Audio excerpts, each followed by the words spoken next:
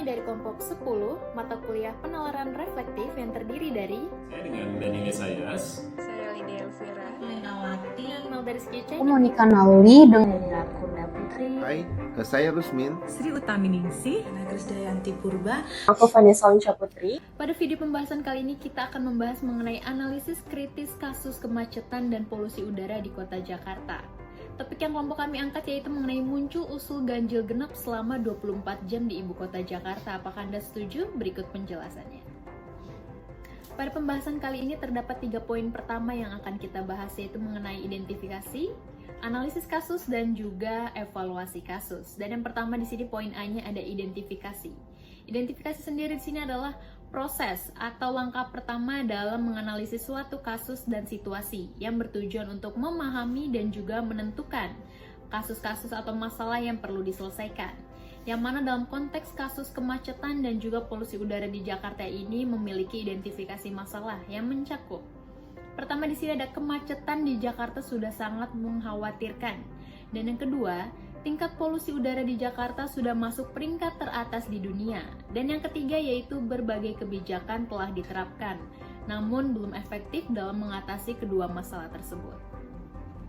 Selanjutnya pada poin B yaitu mengenai analisis masalah, di mana proses mendalam untuk memahami penyebab, dampak, dan juga faktor-faktor yang terkait dengan suatu masalah.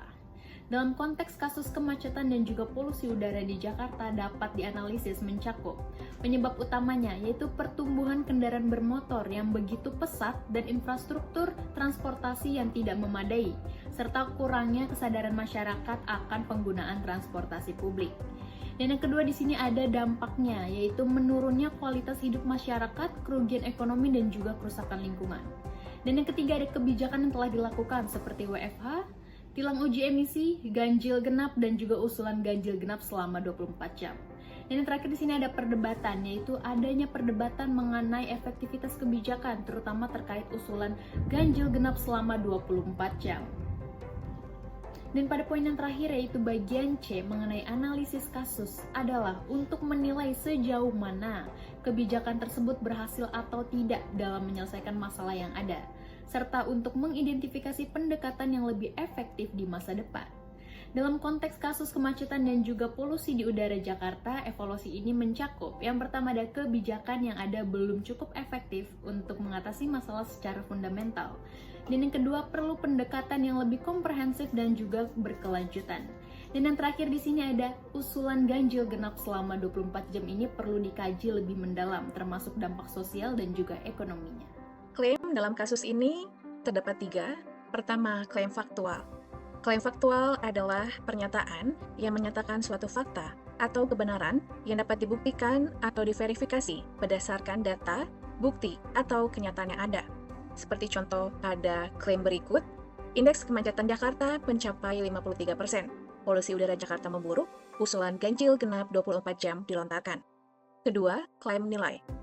Klaim nilai adalah pernyataan yang menyatakan penilaian, pendapat, atau evaluasi tentang sesuatu berdasarkan nilai-nilai, keyakinan, atau preferensi tertentu.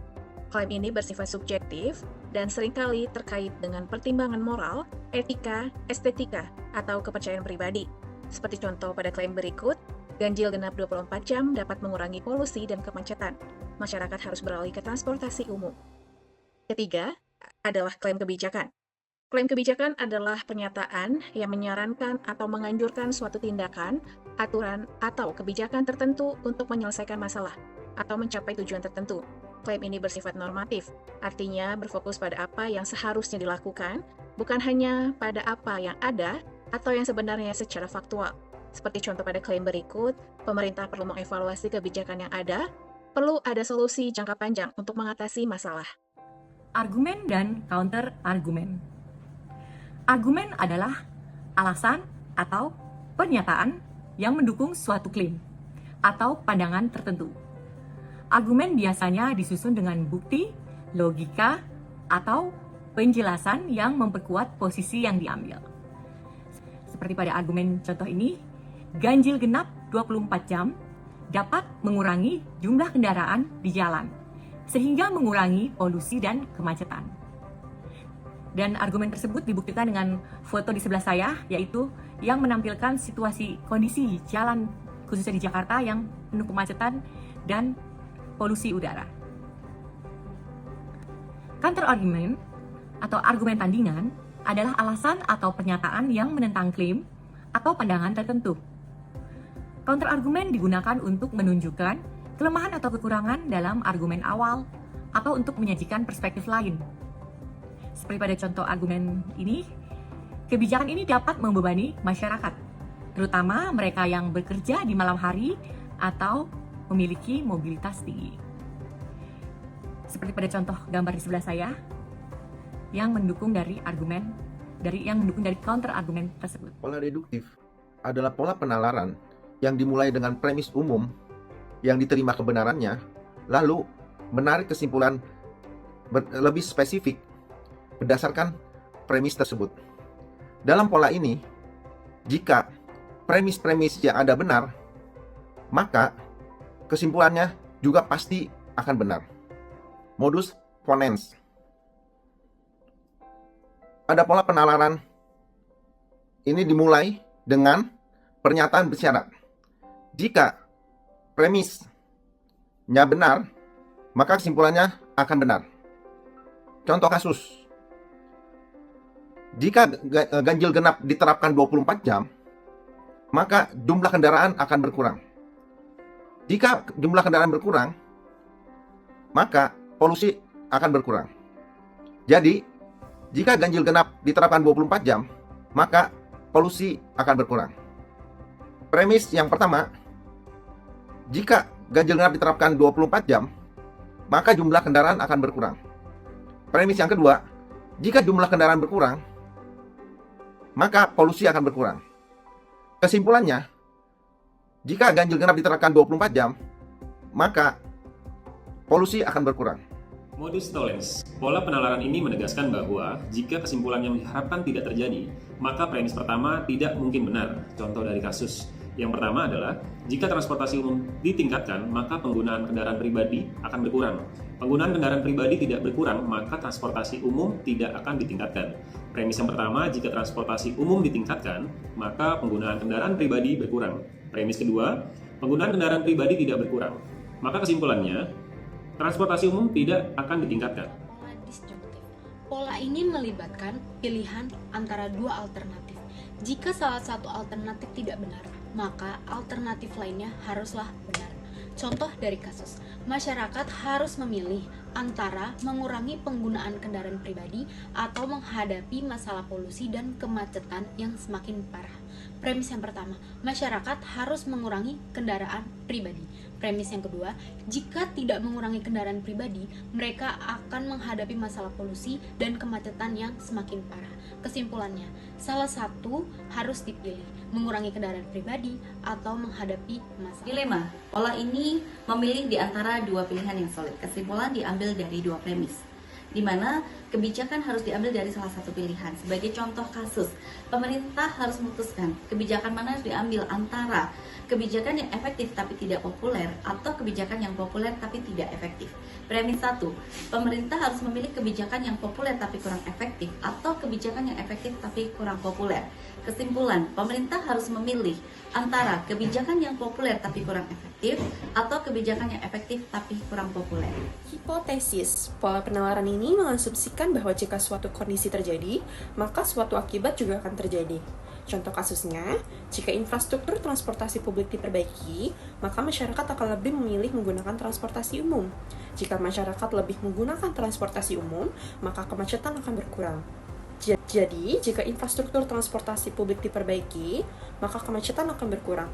Premis pertamanya, jika infrastruktur transportasi publik diperbaiki, maka masyarakat akan lebih memilih menggunakan transportasi umum. Premis kedua, jika masyarakat lebih memilih menggunakan transportasi umum, maka kemacetan akan berkurang. Kesimpulannya adalah, jika infrastruktur transportasi publik diperbaiki, maka kemacetan akan berkurang. Argumen induktif adalah jenis penalaran yang dimulai dengan pengamatan atau data spesifik dan kemudian menarik kesimpulan umum atau generalisasi berdasarkan pola atau tren yang sedang teridentifikasi. Dalam argumen induktif, meskipun kesimpulan yang diambil rasional dan didasarkan pada bukti, namun kesimpulannya tidak dapat dibenarkan 100% karena berfokus pada kemungkinan, bukan kepastian. Adapun contoh argumen induktif dalam berita tersebut, yaitu contoh pertama. Berdasarkan data, kota-kota yang menerapkan sistem transportasi publik yang baik cenderung memiliki tingkat kemacetan yang lebih rendah. Jakarta belum memiliki sistem transportasi publik yang memadai, sehingga dapat disimpulkan bahwa kemacetan di Jakarta akan terus meningkat jika tidak ada perbaikan pada sistem transportasi publik. Contoh kedua yaitu beberapa negara telah berhasil mengurangi polusi udara dengan menerapkan kebijakan pembatasan penggunaan kendaraan pribadi. Oleh karena itu, kebijakan serupa juga bisa diterapkan di Jakarta. Sekian. Kesesatan berpikir informal. Kesesatan berpikir informal adalah kesalahan dalam penalaran atau argumen yang terjadi karena alasan yang tidak sah atau tidak logis. Meskipun tampaknya argumen tersebut meyakinkan, kesesatan berpikir ini sering ditemukan dalam percakapan kita sehari-hari atau karena diskusi yang kurang terstruktur, yang dapat mengalihkan perhatian dari argumen yang sah. Generalisasi tergesa-gesa, anggapan bahwa ganjil genap 24 jam adalah salah satunya solusi untuk mengatasi masalah kemacetan dan polusi. Penyebab palsu yaitu anggapan bahwa semua masalah kemacetan dan polusi disebabkan oleh kendaraan pribadi tanpa mempertimbangkan faktor lain seperti tata ruang kota dan kualitas bahan bakar. Kesimpulannya, masalah kemacetan dan polusi udara di Jakarta membutuhkan solusi yang komprehensif dan melibatkan berbagai pihak. Kebijakan yang kita ambil harus didasarkan pada data yang akurat dan mempertimbangkan berbagai aspek seperti ekonomi, sosial, dan lingkungan. Kita juga sebagai masyarakat harus memiliki perubahan seperti beralih ke transportasi publik. Sekian video kami dari kelompok 10. Semoga video yang kami sampaikan bermanfaat untuk kita semua.